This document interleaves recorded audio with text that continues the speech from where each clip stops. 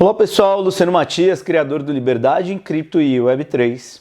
E hoje vamos explorar um tema que eu acho muito interessante, fascinante e revolucionário no mundo cripto. Zero Knowledge Proof, ou simplesmente as provas de conhecimento zero. Você já ouviu falar sobre isso? Sabe o que é? Bom, se prepara para mergulhar nesse conceito que pode parecer até um pouco absurdo, mas não é. Mas antes disso, se inscreve aqui no canal, ative o sininho das notificações, você será notificado e vamos lá.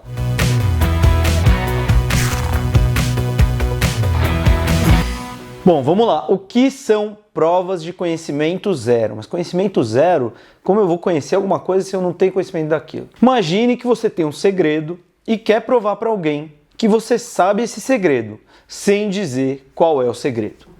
Isso soa meio estranho, até impossível, né? Mas não é. Aí é que entram as provas de conhecimento zero, ou as Zero Knowledge Proof. Elas são métodos criptográficos, onde uma pessoa, que a gente chama aqui de o proponente, pode provar a outra, que a gente vai chamar do verificador, que uma afirmação é verdadeira, sem revelar nada além do fato que a afirmação é verdadeira. Mas como a gente vai fazer isso, Luciano? Calma lá que eu vou explicar. Embora isso pareça algo muito novo, o conceito de Zero Knowledge Proof apareceu pela primeira vez em um artigo de 1989 chamado de A Complexidade do Conhecimento dos Sistemas de Prova Interativos. Em um mundo onde a privacidade é cada vez mais importante, proteger nossas informações pessoais é fundamental. E é muito disso que a gente se fala no mercado cripto. Imagine você ter que provar sua identidade para um serviço online sem expor documentos sensíveis como seu RG, seu CPF ou seu passaporte. É exatamente esse tipo de problema que as provas de conhecimento zero resolvem. Elas permitem que você prove algo, que você prove alguma coisa, como a sua nacionalidade, por exemplo, sem revelar informações pessoais identificáveis. Ainda está soando meio absurdo? Então vamos lá, vamos adentrar mais no assunto. Como funcionam as provas de conhecimento zero? Para que uma prova de conhecimento zero seja válida, ela precisa atender a 3 critérios. Completude ou totalidade. Se a afirmação for verdadeira e as partes agirem honestamente, a prova então será aceita. Segundo critério, robustez ou solidez. Se a afirmação for falsa, é praticamente impossível convencer o verificador do contrário. E a terceira, conhecimento zero. O verificador não aprende nada sobre a afirmação, além de que se ela é verdade ou não. Coisa muito louca, né, gente? Bom, vamos lá. A prova em si ela consiste em 3 etapas: testemunha, desafio e resposta. O proponente usa um segredo, a testemunha, para responder perguntas aleatórias do verificador. A maneira como essas respostas são dadas convence o verificador da veracidade dessa afirmação, sem revelar o que é, sem revelar o que é o segredo. 2 coisas que a gente precisa falar: provas interativas versus não interativas. Inicialmente, essas provas eram interativas, exigindo várias trocas entre o proponente e o verificador. Um bom exemplo que ilustra como as provas interativas funcionam é uma história muito famosa da caverna de Ali Baba. Na história, existe uma caverna com 2 entradas, vamos chamar aqui de A e B. No meio da caverna tem uma porta mágica que só pode ser aberta com uma palavra secreta. E a Peg, uma personagem do livro, conhece essa palavra, mas ela não quer contar para ninguém, nem mesmo para o Victor, seu parceiro ali que está curioso em saber se ela realmente conhece esse segredo. Então, o que eles fazem? O Victor fica do lado de fora e não vê por qual entrada a Peg entra na caverna. Ela pode escolher A ou B. Depois que ela entra, o Victor escolhe uma das entradas e pede para a Peg sair por ela. Então, vamos supor, o Victor fala: sai por A, Peg. E se a Peg realmente sabe a palavra secreta, ela pode abrir a porta mágica, se necessário, e sair pela entrada que Victor escolheu. Se a Peg não soubesse qual é a palavra secreta, ela só conseguiria sair pela entrada que Victor escolheu por sorte. Ou seja, como Victor escolhe as entradas aleatoriamente, a Peg teria 50% de chance de acertar. Se eles repetissem esse processo muitas vezes, por exemplo, 20 vezes, as chances da Peg acertar todas seriam muito baixas, quase impossíveis. Mas se ela sabe, eles repetirem isso por 10, 15, 20 vezes, ela sempre vai acertar. Então assim, ela prova que ela sabe a palavra secreta sem revelar essa palavra secreta. É isso que faz essa história um bom exemplo da prova de conhecimento zero. Mas voltando às provas interativas que a gente estava falando. A interatividade tinha suas limitações, principalmente da necessidade de comunicação constante entre as partes, como se fosse a Peg e o Victor fazendo esse processo várias vezes.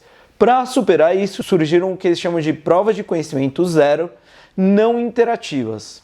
E nelas, o proponente pode gerar uma prova e enviar ela ao verificador, que a verifica sem interação adicional, um processo que acaba sendo muito mais rápido.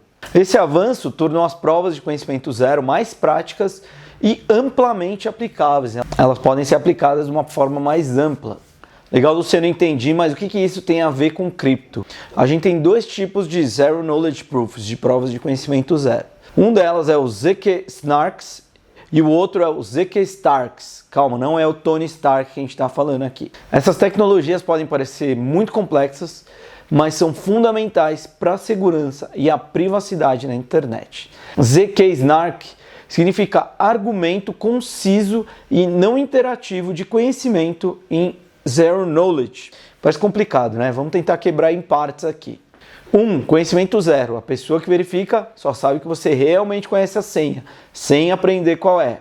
Ela só sabe que você sabe, não sabe o que você sabe. Conciso.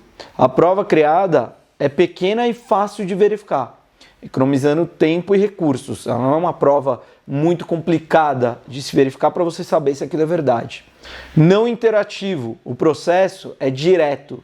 Quem prova e quem verifica não precisam ficar trocando 500 mil informações para chegar num consenso de que aquilo é verdade. Mais um ponto, argumento de conhecimento. Isso garante que é muito difícil enganar o sistema, tá? Um ponto crucial dos ZK Snarks é que como eles são configurados. Eles usam um negócio que é chamado de Common Reference String, que eu vou chamar de CRS.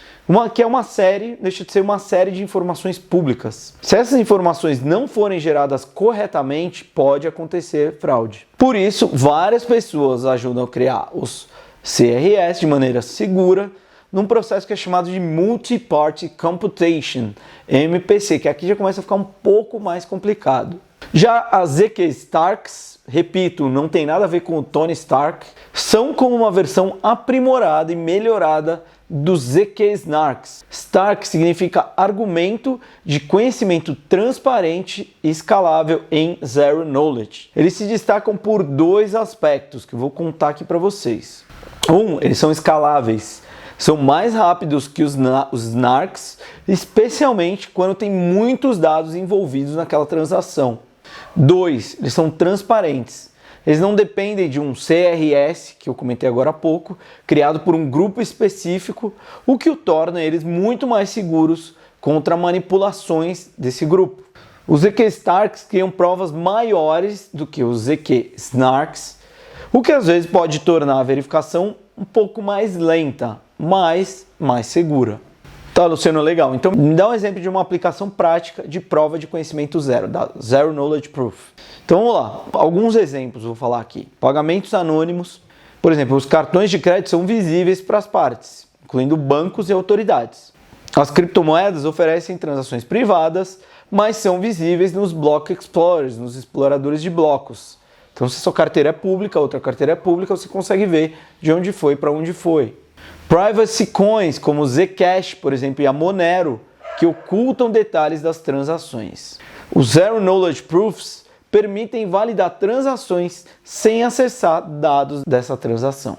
Por exemplo, a Tornado Cash, foi muito falado ano passado nos Estados Unidos, que fizeram sanções contra eles, usa o Zero Knowledge Proof para transações privadas. E o Vitalik Buterin falou muito e foi um dos investidores da Tornado Cash também no início. A outra coisa é a proteção de identidade. Então, os sistemas atuais de gerenciamento de identidade colocam dados pessoais em risco. Uma pessoa muito rica, bilionária, quer fazer uma transação e não quer se identificar, ela pode fazer através de Zero Knowledge Proof. Eles permitem validar a identidade protegendo detalhes sensíveis. É também muito útil em identidade descentralizada, permitindo controlar o acesso a identificadores pessoais e a autenticação. Os serviços online exigem prova de identidade na maioria das vezes, compartilhando dados pessoais, o que assim, Know Your Customer. Os Zero Knowledge Proofs simplificam essa autenticação para usuários e plataformas, mantendo a segurança. Os usuários apresentam as provas Zero Knowledge Proof sem revelar detalhes pessoais sensíveis.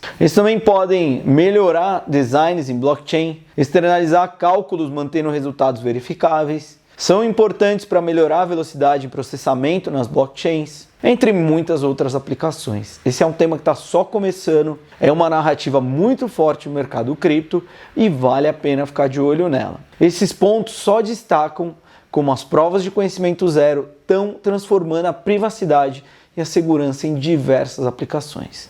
A gente vai ver muita coisa acontecer nesse sentido, incluindo coisas relacionadas à inteligência artificial, onde o Zero Knowledge Proof vai poder verificar se aquilo é um deepfake ou se é realmente uma pessoa que está ali querendo falar com você, te mandando uma mensagem, te mandando um vídeo, te mandando um áudio. E como já disse o próprio Vitalik Buterin, supõe-se que a principal vantagem da tecnologia blockchain é que ela é mais segura, mas as novas tecnologias geralmente são difíceis de confiar.